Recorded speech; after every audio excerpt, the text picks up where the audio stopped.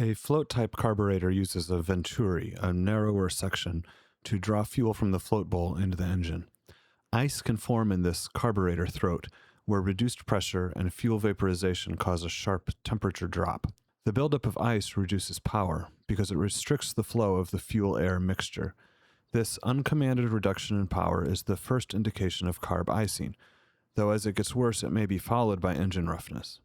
This question is asking what the very first indication is.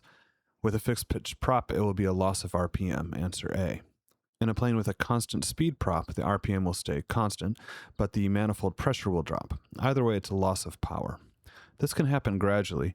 In this video, I was slowly losing power over the course of about 4 minutes before I noticed, and my first instinct was to open the throttle a bit, assuming the throttle lever had just slipped.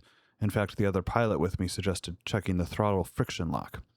Conditions were right for carb ice, though. I was flying in the clouds at about 15 degrees Celsius, so I switched on the carb heat.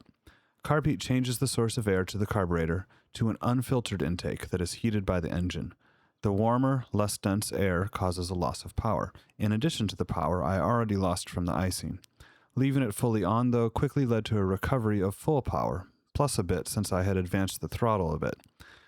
That there was indeed carb ice was verified by the increase in power as the ice melted. The last step here was to re-lean the mixture. I left the carb heat on since I was staying in these icing conditions, and the warmer, thinner air when using carb heat requires less fuel.